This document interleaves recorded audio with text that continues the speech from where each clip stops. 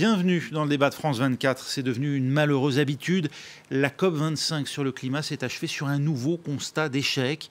Les pays de la planète ne sont pas parvenus à s'entendre sur un relèvement des engagements pris à Paris il y a 4 ans, ni sur les moyens d'y parvenir. Quand on sait déjà qu'au rythme actuel, nos émissions de gaz à effet de serre nous placent sur une trajectoire de 4 à 6 degrés de réchauffement d'ici la fin du siècle, le désastre semble assuré. Et c'est d'autant plus rageant que les exemples de catastrophes se succèdent sans que nos dirigeants parviennent à réagir. La société civile, elle, s'impatiente. Face à l'échec des États, l'heure est-elle venue pour le citoyen, les citoyens, d'agir? Et si oui, comment? On en débat avec Armelle Lecomte, responsable du plaidoyer climat et énergie à Oxfam. Bonjour, merci d'être avec nous. Également avec nous, Brice Lalonde, président du Business and Climate Summit. Vous avez été conseiller spécial au Pacte mondial des Nations Unies pour le développement durable, le PNUD, et puis vous avez également été ministre de l'écologie ici en France. Également parmi nous, Pierre Gilbert, directeur de la rubrique écologie au Vent se lève. Bonsoir. Et puis avec nous en direct du Parlement de Strasbourg, la députée du groupe des Verts, députée européenne allemande, Anna Deparnay-Grunenberg. Bonjour, merci d'être avec nous. On va pouvoir évidemment dans un instant débattre de ce que l'on peut faire, de ce qui peut encore être fait. Mais d'abord, retour en images sur cette COP25 avec Antoine Feneau. Une nouvelle réunion en grande pompe, pour rien ou presque. La COP25 referme ses portes sans accord majeur. 2 jours de négociations supplémentaires n'auront donc pas suffi. Les conseillers épuisés sont désabusés. Malheureusement, après tout le dur travail que vous avez fourni, nous n'avons pas pu parvenir à un accord sur cet article important. Cet article important, l'article 6, était l'un des principaux objectifs de cette COP25. C'est lui qui prévoyait la mise en place d'un marché carbone et la mise en place d'un prix des émissions de CO2. Échec donc, les négociations sur ce sujet sont donc repoussées à l'année prochaine à Glasgow, lieu de la future COP26. Si les négociateurs n'ont pas voulu pointer du doigt les responsables de cet échec, certains n'ont pas manqué de les dénoncer. Le président américain Trump et le président brésilien Bolsonaro ont sapé ces négociations ici. Et ils vont continuer à le faire jusqu'à l'année prochaine. Nous avons besoin d'une réponse différente de la part des économies fortes comme l'Union européenne. Quelques succès timides sont à noter. Les négociateurs ont promis d'aider les pays les plus pauvres en première ligne face au changement climatique. Autre promesse, définir de nouveaux objectifs de lutte contre le réchauffement climatique pour la prochaine COP. Ce nouveau sommet sur le climat se referme avec un sentiment, celui qu'aucun engagement pris n'est à la hauteur de la crise climatique. Brice Lalonde, à l'heure du bilan, vous parleriez, vous, d'un échec total pour cette COP25 ? Je parlerai d'un échec, certainement. Ils n'avaient pas grand-chose à faire. Ils avaient juste l'article 4, l'article 6, les marchés carbone. Ce n'était pas grand-chose. C'était la fin de tout ce qu'il fallait mettre en œuvre pour que l'année prochaine, l'accord de Paris soit implémenté, comme on dit. Et ils n'ont pas réussi à le faire. Et c'est vrai, il y a des pays qui ont bloqué jusqu'au bout. Mais la bonne nouvelle, c'est quand même l'Union européenne avec son Green Deal. Donc il y a eu des annonces très importantes. La bonne nouvelle aussi, c'est que les entreprises venues là-bas ont dit « mais enfin, c'est incroyable, les négociateurs nous empêchent d'avancer ». Et il y a une espèce de décalage entre la réalité du changement climatique, l'angoisse qui monte, et ce que sont les COP. Les COP, c'est quoi? C'est une série de gratte-papier juniors qui travaillent sur des textes, le nez sur le guidon. Et on est là à leur demander de sauver le monde. Sauver le monde, c'est l'affaire des chefs d'État. C'est à eux de nous donner l'impulsion. Ce sont des sommets. C'est le sommet de Guterres en novembre. C'est ce que l'Union européenne va faire. C'est ce que chaque pays va faire. C'est d'abord ça. Et ce sont les opinions. C'est Mme Greta Thunberg. C'est la jeunesse. C'est les 500 000 personnes manifestant à Madrid. Là, c'est la réponse. Tandis que les petits gratte-papier négociateurs juniors, qu'est-ce que vous voulez qu'ils fassent? Anna Deparnay-Grunenberg, vous êtes d'accord? On en attend trop de ces COP? Non, je ne pense pas. D'une certaine manière, c'est quand même une vraie déception. Alors, bien sûr, ce n'est qu'une mesure parmi plusieurs. Les chefs d'État ont bien sûr leur devoir à faire et les citoyens aussi. Par contre, nous, en tant qu'écologistes, nous sommes allés à la COP avec quand même un espoir, au moins de finaliser l'article 6. Ce n'est pas été possible. C'est aussi difficile parce que l'année prochaine, c'est le cycle de 5 ans qui se remet en place sur les accords de Paris et on aurait voulu avoir des ambitions beaucoup plus fortes l'année prochaine par rapport à la par rapport à la crise que nous voyons et par rapport au but et à l'urgence climatique que nous avons devant le nez. Donc là, on va reporter encore une fois l'article 6 sur les choses très techniques du marché carbone. Et puis, ça va un peu mettre un peu de l'embrouillage dans les roues de la COP26, j'en suis sûre. Donc c'est quand même une vraie déception, mais il y a aussi toujours des mais positifs. Il y a eu un peu un accord entre les pays d'Afrique et l'Union européenne pour y aller pour de bon. Et ce n'était pas le clivage, on va dire, nord-sud classique. Donc là, il y a eu vraiment une avancée. Et puis, d'autres se sont mis un peu ensemble. C'était un peu surprenant, la Chine, l'Inde, avec le Brésil, pour être plutôt ceux qui freinent. Donc en fait, on a une constellation un peu nouvelle et on voit des nouvelles ententes. Et on voit en fait quand même une nouvelle volonté. Et on a vu une mobilisation énorme des jeunes et de la société civile, ce qui donne quand même de l'espoir. Vous en attendiez quoi, vous, Pierre Gilbert, de cette COP25 ? Alors, le vent se lève. Je crois que je ne trahis pas un secret en disant que c'est un mouvement qui se situe à gauche et qui, sur les questions d'environnement et d'écologie, fait sienne un certain nombre de thèses dites décroissantes. Disons que... oui, de fait, mais bon, je rejoins plutôt mes deux prédécesseurs sur le constat. Nous, ce n'est pas la première COP qu'on suit avec le vent se lève. De fait, ce qui m'a, moi, frappé pendant cette COP25, c'est le cynisme ambiant. En fait, dans les couloirs de la COP, personne n'y croit. Tout le monde s'accorde pour dire que on est très loin des ambitions. Vous l'avez observé, vous, directement ? Oui. C'est, en fait, l'intérêt d'une COP, finalement, c'est surtout ce qui se passe dans les couloirs. Et je dis ça parce que... il faudrait pas qu'on parte de cet échec pour dire non, les COP ça sert à rien. Pour moi, les COP ça reste quelque chose d'important, ça reste un rendez-vous qui permet à de nombreuses personnes de discuter ensemble, de mettre à l'agenda aussi l'urgence climatique. Plus on en parle, mieux c'est. Et j'aimerais attirer notamment votre attention sur l'importance que revêt ces COP pour notamment les pays du Sud. Parce qu'on a tendance à l'oublier, mais entretenir une diplomatie, c'est quelque chose qui nécessite des moyens, qui coûte cher.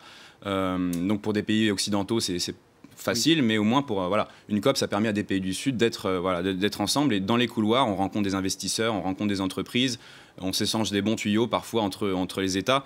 Et il y a beaucoup de projets dans les pays du Sud qui naissent en fait dans les couloirs de ces COP. Armelle Lecomte, on entendait quoi concrètement de cette COP ? Alors on entendait à l'instant Anna de Pardé-Gronenberg évoquer notamment cette question du marché des crédits à polluer, de nouvelles règles concernant les émissions de CO2. Oui, il y avait plusieurs attentes. C'est vrai que les attentes n'étaient pas déjà très fortes, donc c'est pour ça que la déception est encore plus importante maintenant, parce qu'il y a un décalage énorme entre la mobilisation croissante des citoyens, des jeunes, les appels, les rapports scientifiques qui se multiplient, plus alarmants les uns que les autres, et des résultats largement insuffisants. Fridays for Climate, par exemple, ces manifestations régulièrement les vendredis. Exactement, et finalement des résultats largement insuffisants par rapport à l'urgence climatique. Au niveau des attentes, c'était surtout de poser les bases pour la COP de l'année prochaine, qui sera effectivement la COP 26 qui aura lieu donc à Glasgow en novembre 2020, qui sera véritablement une COP plus politique, avec des engagements qui doivent être pris, parce que c'est ce que prévoit l'accord de Paris, notamment. Parce que les engagements pris en 2015 ne sont pas suffisants. Non, parce qu'on le savait, parce que ça, souvent on l'oublie, c'est que l'accord de Paris, c'était pas une baguette magique qui réglait tous les problèmes. On savait, quand on est sorti de l'accord de Paris, qu'on était sur une trajectoire de réchauffement déjà de plus de 3 degrés. Pourtant, l'accord de Paris vise 1,5 à 2 degrés de réchauffement. Ça. Mais par rapport à tous les engagements qui avaient été pris par les États en amont de la COP 21, on était sur une trajectoire de 3 degrés. Donc déjà, ce qu'avait acté l'accord de Paris... Donc on n'était pas cohérent à l'époque, c'est ce que vous dites d'une certaine manière. Déjà, on savait que c'était insuffisant, et donc que tous les 5 ans, les États devraient revenir à la table des négociations avec de nouveaux engagements. Et c'est l'échéance de novembre 2020 à Glasgow. Mais donc cette COP25, elle devait poser, on va dire, les jalons sur un certain nombre de dossiers. Donc il y avait 7 enjeux majeurs des marchés carbone pour réduire les émissions. Il y avait aussi l'enjeu financier sur les pertes et dommages, donc c'est-à-dire les conséquences irréversibles des changements climatiques auxquels les populations, notamment des pays du Sud, ne peuvent pas s'adapter. La montée des eaux, la salinisation des terres cultivables, etc. Et là encore, on a assisté vraiment à un cynisme, un déni de réalité de très grands pays émetteurs, pour ne pas les citer, les États-Unis, le Brésil, l'Australie, qui ont bloqué. Et même l'Europe sur cette question spécifique. Et sur cette question, l'Europe a été moins, on va dire, progressiste que sur d'autres sujets. Mais ce qu'il faut quand même retenir, c'est que la COP reste un endroit, le seul espace international où on a à la fois les gouvernements, la société civile, des entreprises pour tenter de régler ce problème. Et il n'y a pas que des gratte-papier à la COP. Il y a aussi, notamment en deuxième semaine, les négociations durent 2 semaines. La deuxième semaine, c'est les ministres. Le problème aujourd'hui, c'est qu'il n'y a pas de représentation. Il reste un quart d'heure, les ministres, et hop, ils sont en haut. On n'a pas vu beaucoup les ministres français. Mais c'est ça le problème, c'est qu'au niveau de la France, par exemple, Édouard Philippe et Brune Poirson sont passés en coup de vent. Ils sont passés en coup de vent la première semaine, et Elisabeth Borne est restée à peine 24 heures sur des événements en parallèle qui n'ont pas grande importance dans le cadre des négociations. Et donc, il n'y a pas ce capital politique, ce leadership politique dont on a besoin, alors que Emmanuel Macron, on l'entend tout le temps parler du climat comme étant le défi de notre siècle, et a raison. Mais quand viennent les moments cruciaux de négociation, qui est l'espace légitime au niveau international, il n'y a plus personne du côté français. Comment vous l'expliquez ça, Brice Lambert, vous qui avez été ministre justement de l'écologie? Il y a peur de s'engager du côté du gouvernement français? Alors, le gouvernement français, il faut le redemander. D'abord parce que c'est l'Europe qui négocie. Mais ça vous a surpris, vous, que Édouard Philippe fasse un bref passage et terminé? J'ai été surpris, mais que les ministres ne restent pas jusqu'au bout pour pousser la négociation et améliorer la négociation. Ça m'a surpris. Si je puis dire de mon temps, ça se passait comme ça. Les ministres restaient jusqu'au bout et travaillaient la nuit pour que ça marche, pour que ça améliore les choses. Mais franchement, l'accord de Paris dit que... Alors en 2015, on a eu donc l'accord de Paris, ça dure 5 ans, et c'est l'année prochaine, en effet, que l'on attend des engagements supérieurs. À Glasgow. À Glasgow, exactement. Dans la République indépendante d'Écosse, on ne sait jamais, on va voir. Donc effectivement, donc la vraie COP importante, en effet, c'est la COP de l'année prochaine. Mais celle-ci devait régler un certain nombre de choses techniques, et notamment les marchés carbone devaient permettre aux entreprises de s'engouffrer pour aider à la négociation. Elles n'attendent que ça, les entreprises. Et moi, j'ai entendu le message des entreprises à Madrid à la COP25, c'était les négociateurs nous retirent par le maillot. On ne peut pas avancer à cause d'eux. Donc, il y a un retard des États par rapport à la société civile, aux entreprises, aux investisseurs. Il y a eu un nombre extraordinaire d'investisseurs. Disons, on n'investit plus dans le charbon, si les entreprises poussent, qu'est-ce qui retient les États, d'après vous? Alors, qu'est-ce qui retient les États? Demander à M. Bolsonaro, à M. Trump, à la Chine, aux autres. Oui. Vous avez des pays qui disent, après moi le déluge, moi je préfère me développer. Il y a énormément de centrales à charbon qui sont encore commandées, alors qu'on sait très bien qu'il faudrait arrêter. Donc voilà maintenir le réchauffement à 1,5 degré, ça demande de diviser par 2 les émissions de CO2 dans la décennie qui vient. -7% par an. Est-ce que ce n'est pas un effort trop important de la part est-ce que les gouvernements ne considèrent pas que c'est un effort trop important à demander au peuple? Alors, il y a un passage du climato-scepticisme au climato-cynisme. C'est ce que vous disiez un petit peu. Il y a des gens qui disent, comme c'est pas possible, c'est pas grave, on y va et on va bien voir. Et nous, on s'en sortira peut-être. Or, les catastrophes qui se multiplient à la surface de la planète, à mon avis, font que ce calcul est complètement absurde. Mais on le voit même dans les pays riches comme en Europe, on le voit même en France. Les catastrophes climatiques, les inondations en ce moment dans le sud de la France font des morts, font des victimes aussi. Et bien sûr, dans les populations les plus pauvres en Afrique, en Asie, sont également touchées, bien sûr. Anna de Parnay-Grunenberg, c'est un calcul qui, d'après vous, est assumé de manière cynique par des politiques à courte vue qui ne visent que leur réélection, ou bien il y a l'idée qu'on peut reporter effectivement et obtenir davantage. Est-ce qu'on peut d'ailleurs reporter encore à Glasgow l'atteinte de ces objectifs? Nous sommes en fait dans des mécanismes, bien sûr, où nous avons toujours les deux côtés. Nous avons bien sûr les populations qui, d'un côté, elles veulent un engagement climatique, elles le voient bien. Nous avons vraiment la planète qui brûle. Par contre, changer ses propres modes de vie, quand la nouvelle société n'est pas encore mise en place, c'est difficile. Je veux peut-être ne plus utiliser ma voiture, mais si je n'ai pas encore les transports en commun, je fais quoi? Donc en fait, on est quand même dans un dilemme de la transition, et je pense que les chefs d'État, avec leurs différents différentes citoyennetés doivent vraiment maintenant agir et dire alors on fait comment concrètement? Parce que vraiment dans les milieux des transports, dans tout ce qui est consommation et production d'énergie, dans tout ce qui est agriculture, on en est encore pour l'instant à des beaux mots, mais même au niveau de l'Union européenne, alors qu'on a maintenant le European Green Deal, on a quand même encore on va dire des politiques pas très en phase l'une de l'autre. On a d'un côté Madame von der Leyen qui parle donc de ses grandes ambitions, et puis d'un autre côté, on voit au niveau de l'agriculture, on n'a pas envie de changer ou on n'arrive pas à changer. Et en fait, ça va vraiment se faire la transition seulement si on arrive bien sûr à mettre des politiques concrètes en place et d'arrêter de subventionner les choses qui détruisent la planète et qu'on mette l'argent dans un fonds de transition juste pour soutenir les régions qui vont avoir à sortir de certains modèles, on va dire, de l'ancien monde. Mais en fait, on n'en est pas encore arrivé là. Et on est en plein milieu de la transition et on voit que les chefs d'État peinent. Dilemme de la transition, dit Anna de Parnay-Grunenberg. Pierre Gilbert, vous comprenez que les États, les dirigeants politiques aient du mal à savoir par où commencer? Je pense qu'on est clairement face à une incompétence en règle. Ce qui est intéressant, c'est que quand on se penche un peu sur l'histoire, et notamment l'histoire des déclins de certaines civilisations, le seul point commun qu'il y a entre toutes les civilisations qui se sont écroulées, c'est en fait le caractère aveugle des élites en place. C'est-à-dire qu'il y a une distorsion de perception. Aujourd'hui, on est face à une oligarchie qui ne ressent pas le changement climatique dans sa chair, qui a les moyens de se déplacer quoi qu'il arrive, d'avoir une maison qui soit mieux isolée, de pouvoir partir loin, de faire des bunkers en Nouvelle-Zélande ou que sais-je. À titre personnel, mais vous diriez juste à dire qu'ils n'ont pas le sens du bien commun? Moi, je pense que non. De ce que j'observe, en tout cas, non. Je pense que c'est assez clair. Or, pour nous, je pense qu'on est tous d'accord ici, et ça a été rappelé par notre collègue eurodéputé, mais la puissance publique a un rôle fondamental. C'est à elle de donner le cadre, et notamment le cadre aux entreprises, le cadre aux citoyens pour transiter.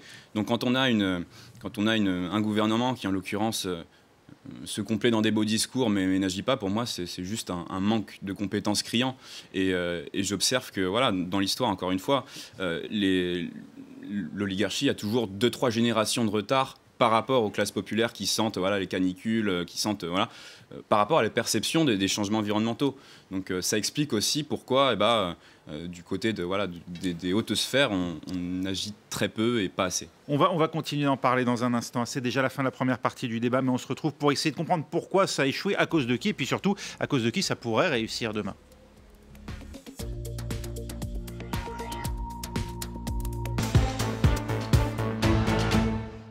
Deuxième partie du débat de France 24. La COP25 s'est donc achevée hier, après plus de 42 heures de prolongation des débats.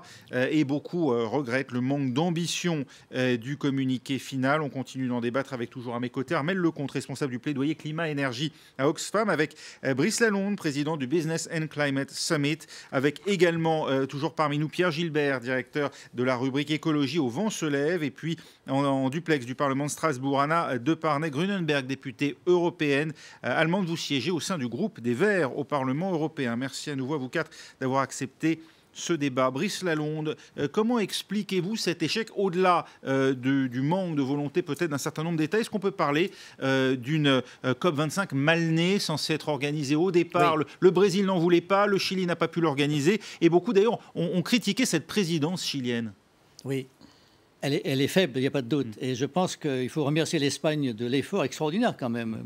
Ils ont réussi à organiser sur le plan matériel une COP à Madrid en un mois. Donc c'est tout à fait remarquable. En revanche, leur diplomatie, leurs diplomates, leurs ambassadeurs n'ont pas eu le temps de préparer. Et peut-être que ça aurait changé les choses s'ils avaient eu pendant un an à aller discuter avec tous les pays et essayer d'avancer l'accord. Bon, voilà ce qui s'est passé. Mais je voulais revenir sur l'histoire. C'est très concret. Moi, je suis enchanté de la décision européenne de faire le Green Deal. Alors maintenant, il faut le faire. Et je prends un exemple, soit très simple.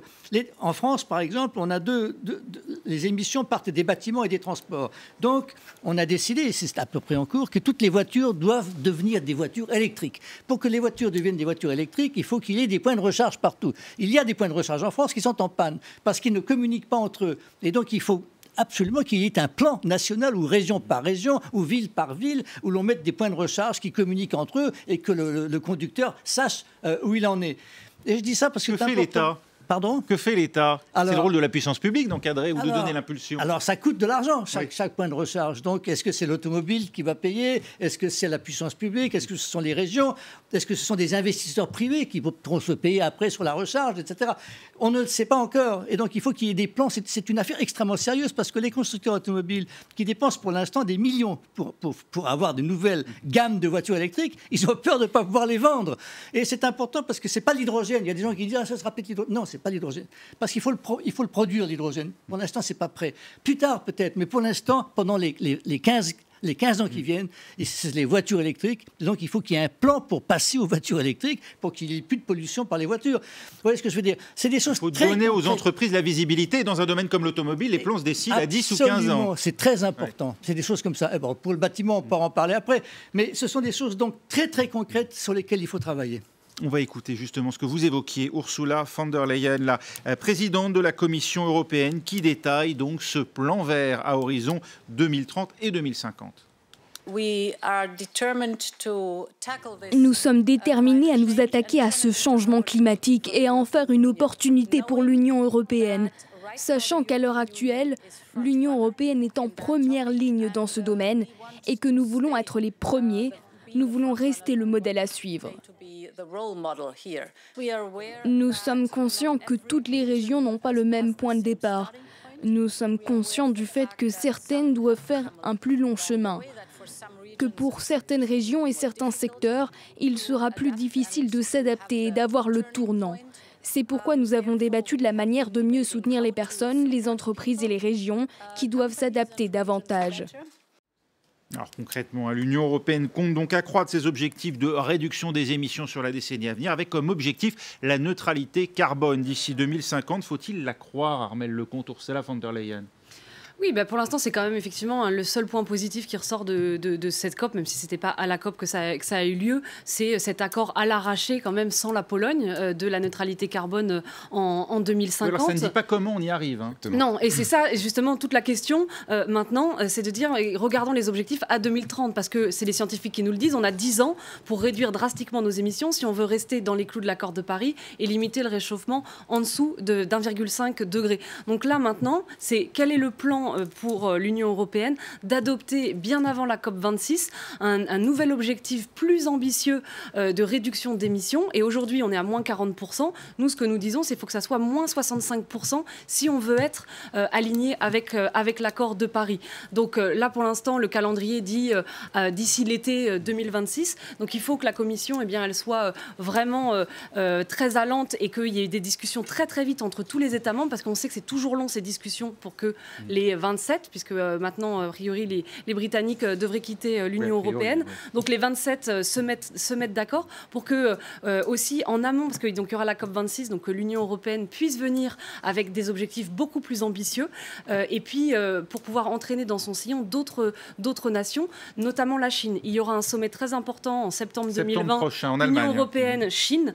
Et donc si l'Union européenne a déjà avancé, ça permettra aussi d'amener d'autres nations émergentes avec elle, puisqu'on voit bien que d'autres nations comme le Brésil, les États-Unis et l'Australie, on ne peut pas en attendre grand-chose en 2020. Donc ce binôme Union européenne-Chine, il va être crucial l'année prochaine. On va y revenir dans un instant, mais vous êtes d'accord, Pierre Gilbert, et notamment sur le fait que déjà, il y a un hiatus pour vous, les objectifs fixés à 2030 ne permettent pas d'atteindre cette neutralité carbone à 2050 ? Non, si on respectait ces objectifs qui sont cohérents avec ceux que nous disent le GIEC, ça serait très bien.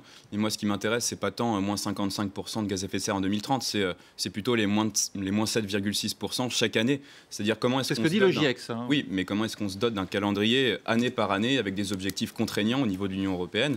Et là, je m'interroge. Et, y compris quand Ursula von der Leyen parle de investir 100 milliards d'euros par an sur 10 ans, alors qu'il en faudrait 1000, 10 fois plus. Mais même quand on creuse un peu, qu'est-ce qu'il y a dans ces 100 milliards ? En fait, il n'y a que 13 milliards par an de nouveaux financements.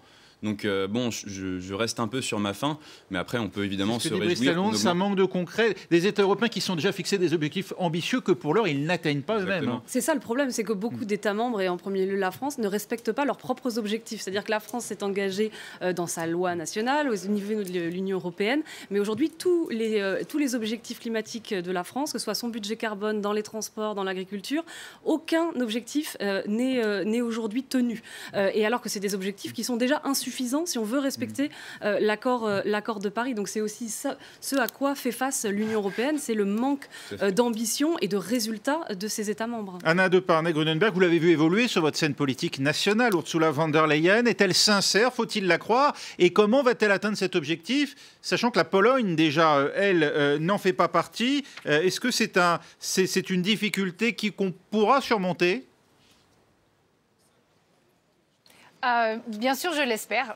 Alors, si elle est sincère, je ne peux pas vous le dire. Je ne vois pas dans son cœur ni dans son cerveau. Mais c'est vrai qu'elle est venue, on va dire, en tant que nouvelle commissaire avec un message très clair, il faut le dire. Nous, en tant qu'écologistes, on trouvait que c'était pas assez concret. À beaucoup de moments, on a trouvé les chiffres étaient bien, l'élan était bien, le discours était bien, mais qu'est-ce qui se passe derrière? Et je voudrais aussi le rappeler, nous avons bien sûr là le focus sur la grande crise écologique qu'est le changement climatique, mais nous avons aussi une deuxième crise qui est en même temps peut-être moins vue du grand public, mais c'est la perte de biodiversité. Et donc ça va être un thème aussi l'année prochaine. On a vraiment deux grandes crises environnementales qui sont là devant la porte. Et Madame von der Leyen a mis en place une équipe, je pense, qui en partie est sincère et a vraiment aussi des idées et de la créativité pour aller à l'encontre et vraiment avoir des nouvelles idées, comment transformer la société avec les populations. Et d'un autre côté, nous avons aussi des commissaires venant de certains pays qui, sincèrement, si on pose leurs questions au niveau des transports, au niveau du bâtiment, justement, quels sont les objectifs concrets, on a peut-être même des fois l'idée d'un rollback et ils veulent revenir sur une retour ancienne en arrière, vie où tout se passait bien. Et moi, la question que je me pose, oui, exactement. Et ce que je me pose vraiment la question, c'est comment l'Union européenne veut faire par exemple, des contrats de libre-échange avec le Brésil, alors que c'est un pays qui, on le voit, n'a pas d'autres ambitions que, comment a noté ça Bolsonaro, a appelé ça « opportunity of business ». Donc, en fait, il veut des opportunités pour faire du business. Et c'est sûr que si on fait des accords de libre-échange, et c'est pas libre pour les populations à venir, enfin pour nos enfants et nos petits-enfants, si le climat périclite, on n'est plus libre du tout. Donc en fait là, l'Union européenne doit vraiment se poser la question des choses fondamentales sur le commerce, sur l'échange de denrées sur la planète entière, sur le système énergétique, comment nous allons avancer. On évoquait à l'instant ce sommet à Leipzig en septembre prochain, Union européenne-Chine. L'Europe va pouvoir convaincre la Chine de la suivre dans cette voie ambitieuse qu'elle proclame aujourd'hui. La Chine, qui, on vient de le voir d'ailleurs à la COP25, aux côtés d'États comme l'Inde, comme le Brésil, justement, a tout fait pour réduire l'ambition du communiqué final. Alors ça va être un exercice diplomatique bien sûr difficile, mais nous sommes prêts. Le fait est que nous avons vu dans plusieurs cas de dossiers où en fait l'Union européenne a mis un certain standard. Je pense par exemple à la protection des données, où il y a eu peut-être un peu le réflexe « Oh mais l'Union européenne, qu'est-ce qu'ils sont mignons avec leurs standards éthiques, les autres nations, ils vont complètement les écraser. » Et à la fin du compte, c'est nous qui allons être en retrait en fait au niveau économique. Et il ne s'est pas passé ceci, c'est passé que tout le monde s'est mis à ce standard-là. Et donc c'est un peu, on va dire, l'élan que nous voulons avoir avec la Chine. Nous sommes quand même, en tant qu'Européens, un grand marché, aussi un marché très puissant au niveau mondial, de dire ça, ce sont nos standards à nous. Nous voulons vraiment attaquer la crise climatique, y changer quelque chose, avoir une société plus écologique, plus en accord avec la nature et les cycles naturels. Donc ça va être nos nouveaux standards et j'espère qu'avec la Chine, on va avoir plutôt un élan vers le haut qu'un élan vers le bas. Brice Lalonde, l'Union européenne, deux questions. L'Union européenne, d'abord, qui a tant de mal à s'accorder sur des questions comme la fiscalité, par exemple, mais pas seulement.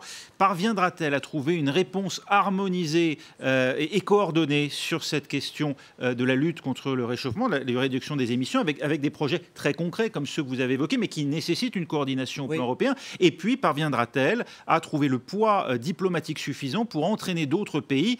Évidemment, le rapport de force avec la Chine, il n'est pas forcément à l'avantage de l'Europe aujourd'hui. Non. Alors, d'abord, le contexte, c'est quand même une bagarre commerciale mondiale entre les États-Unis, la Chine. Et de manière générale, il faut peut-être d'ailleurs s'en plaindre, je ne sais pas, un effort pour faire rentrer à la maison les économies. On essaye de ne plus dépendre les uns des autres, c'est ce qui se passe entre la Chine et les États-Unis. Alors l'Europe, pour l'instant, elle n'est pas exactement dans cette idée-là. Mais on nous annonce Ça y est, la Commission a annoncé un énorme effort législatif dans l'année qui vient et qui englobe tous les secteurs. Et c'est la première fois que cette fois-ci, l'environnement, ça va aussi être l'agriculture. Et puis, alors, ce qu'il y a de totalement nouveau dans l'Europe... On n'arrive déjà pas à se passer du glyphosate. Vous pensez qu'on arrivera à aller plus loin? Mais attendez, on annonce même une taxe aux frontières. Attention, c'est plus la peine maintenant de nous raconter des histoires. Les États qui nous envoient des marchandises sans tenir compte du changement climatique, c'est fini. Voilà, nous, on le fait, donc la concurrence sera complètement déloyale si les autres ne le font pas. Et c'est la première fois qu'on entend ça, ou que l'Allemagne a accepté que les pays, tout le monde va travailler. Comment fait-on pour empêcher d'être envahi, pour ne pas être envahi par des produits de pays qui ne respectent pas la lutte contre le changement climatique? Ça, c'est totalement nouveau. Donc l'Union européenne veut se faire respecter. C'est la première fois qu'on l'entend de cette manière-là, quoi. Oui, il y a aussi une dimension intracommunautaire, parce que, je pense notamment à l'agriculture, mais les produits espagnols, en termes de normes phytosanitaires, agriculture biologique, c'est pas vraiment les mêmes qu'en France. Donc, c'est très bien de là, on est dans le problème de coordination, typiquement, de coordonner la lutte. Non, mais ce que je veux dire, c'est que c'est très important de faire du protectionnisme écologique au niveau communautaire, mais il faut aussi élever un peu les normes en intracommunautaire aussi. Et je pense aussi aux pays de l'Est qui ont, qui ont maintenant, par exemple, un salaire minimum qui est inférieur à celui de la Chine. On ne pouvait pas contraindre la Pologne, par exemple, parce que là-bas, l'industrie charbonnière est trop importante. Mais là, on est dans la question aussi de cette fameuse transition juste.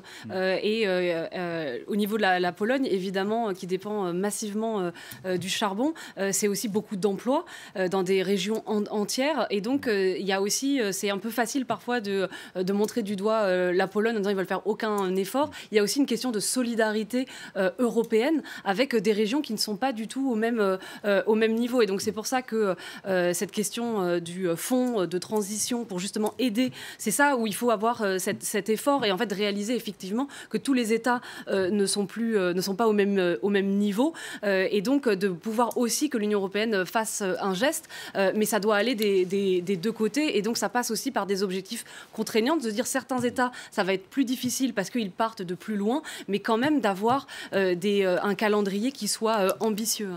Face en tout cas aux difficultés rencontrées par les États pour progresser dans ces objectifs de réduction des émissions de gaz à effet de serre, eh bien certains perdent patience. C'est le cas évidemment de la personnalité de l'année pour Time Magazine, personnalité 2019, Greta Thunberg. Écoutez-la, elle s'est exprimée, c'était lors d'un déplacement en Italie. La réunion de la COP25 se tient en ce moment à Madrid. Elle est presque terminée, mais nous connaissons probablement et malheureusement déjà le résultat. Les dirigeants mondiaux tentent encore de fuir leurs responsabilités, mais nous devons nous assurer qu'ils ne peuvent pas le faire. Nous veillerons à les mettre dos au mur pour qu'ils fassent leur travail et pour qu'ils protègent notre avenir. Anna de Parnay-Grunenberg, vous sentez, vous montez une impatience au sein de la population et une réelle pression populaire aujourd'hui qui s'exerce sur les dirigeants politiques? Oui. Oui, je dois dire, nous avons aussi des groupes de visiteurs qui viennent nous voir au Parlement européen et il n'y a pas un seul groupe où il n'y a pas la question écologique qui est mise en avant. Et les grandes questions, mais on sait en fait dans certains domaines comment faire. Alors pourquoi on ne le met pas en place? Il y a des choses peut-être plus compliquées par rapport au commerce international, on avait vu avant, mais il y a quand même des choses qui sont évidentes. Il faut mettre des modes de transport écologiques en place. Il faut réduire les émissions, par exemple, pour le maritime. Et il y a vraiment des choses qui sont très concrètes et il faut regarder qu'est-ce qu'on fait avec l'argent qui est sur la Banque européenne d'investissement, ne pas mettre les fonds dans les choses justement nocives. Et là, vraiment, les citoyens et les citoyennes nous le disent, et surtout la jeunesse, on ne comprend pas. On connaît les recettes, on a des choses à faire, il faut y aller, parce qu'en fait, le coût de ce qui va arriver à nos sociétés si on ne fait rien est beaucoup pire que si on avance, même si on avance peut-être quelquefois un peu à l'aveuglette, c'est vrai. Mais il faut y aller, parce qu'en fait, se dire « Ah, mais ça va être difficile avec la transition juste, il va y avoir des gens qui vont être pénalisés », c'est vrai. Et c'est pas facile, mais si on ne fait rien, ça va nous pénaliser tous plus encore. Dans un autre extrait que nous n'avons pas passé, Greta Thunberg affirme que les dirigeants d'entreprises font croire que les actions réelles se déroulent quand en réalité rien n'est fait. Brice Lalonde, vous évoquiez tout à l'heure des entreprises qui se plaignent que ça ne va pas assez vite. Est-ce qu'elles se plaignent de bonne foi ou est-ce qu'on a affaire à du greenwashing, selon un terme qui est devenu désormais populaire? comment voulez-vous que je vous dise? Parce qu'on voit parallèlement du lobbying s'exercer pour essayer d'empêcher aussi un certain nombre d'efforts. Vous savez ce que l'on dit, oui. Il n'y a pas de business sur une planète en feu. Et donc, beaucoup de patrons d'entreprises sont comme nous, et sont affolés par ce qui se passe et se rendent bien compte que s'ils ne contribuent pas à résoudre la question, leur commerce, leur business va s'arrêter. Et donc, il y a eu un exemple. La Chambre de commerce internationale, il y a 3 ou 4 ans, était plutôt rétive. Ils n'arrivaient pas à les bouger, etc. Maintenant, c'est la Chambre de commerce internationale qui prend la tête, si vous voulez, d'une espèce d'alliance d'entreprise en disant il faut le faire. Et puis si vous trouvez un chef d'entreprise qui ne fait pas le boulot, allez voir son personnel directement. Tiens, contournez le chef d'entreprise et allez convaincre le personnel. Jamais on entend des choses pareilles de la direction de la Chambre de commerce internationale. C'est incroyable. Le problème, c'est que jusqu'à maintenant, déjà, on ne peut pas mettre toutes les entreprises dans le même sac parce que c'est des groupes très divers. Et on l'a vu à la COP25, il y a un lobby absolument terrible des entreprises dans les énergies fossiles et notamment le lobby du charbon, par exemple, australien. Donc en fait, il ne faut pas dire que toutes les entreprises ont compris. Il y en a beaucoup qui font soit preuve de cynisme en disant nous, notre business, c'est les énergies fossiles qui sont responsables de la crise climatique et tant pis, on continue. C'est le cas de grandes majors pétrolières. Total, aujourd'hui, en France, son business ne permet pas de respecter l'accord de Paris. Il nous met sur une trajectoire de réchauffement considérable de 4, 5, voire 6 degrés. Et donc, il y a quand même des lobbies extrêmement puissants qui font tout pour bloquer et qui agissent au niveau national pour justement empêcher, en faisant très souvent du chantage à l'emploi, en disant mais oui, mais si on transforme, des emplois sont perdus, en refusant de voir que la transition énergétique, c'est aussi des emplois dans le renouvelable, dans le solaire, dans l'éolien. Et donc, il faut pas. Il y a quand même aussi beaucoup d'entreprises qui continuent d'alimenter la crise climatique. Oxfam a sorti un rapport il y a 3 semaines sur le rôle des banques françaises qui investissent encore massivement dans les énergies fossiles, le gaz, le pétrole, le charbon. Rien que pour les loin banques de la finance verte, c'est ça? On est très loin de la finance verte. Rien qu'en France, juste les 4 principales banques françaises, c'est 4,5 fois les émissions totales de la France. Donc il y a encore beaucoup de progrès à faire. David Gilbert, vous émettez des doutes sur la sincérité du big business, comme on dit aujourd'hui? Tout à fait, et puis je suis entièrement d'accord avec ce qui vient d'être dit. J'ajouterais même que le plus gros verrou aujourd'hui, c'est les banques, c'est la finance. Pourquoi? Parce que en fait, les banques, a fortiori les banques européennes et a fortiori les banques françaises, ont dans leur portefeuille d'actifs tout un tas d'actifs qui sont dans les hydrocarbures, dans le charbon, dans le pétrole. Et quelque part, c'est normal, puisque les banques sont le reflet de notre histoire.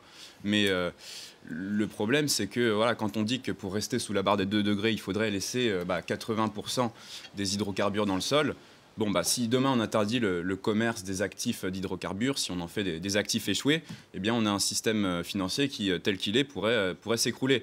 Et on a tout un tas d'entreprises dont la plupart, maintenant une majorité des activités se font au niveau de la finance et se font plus au niveau productif comme avant.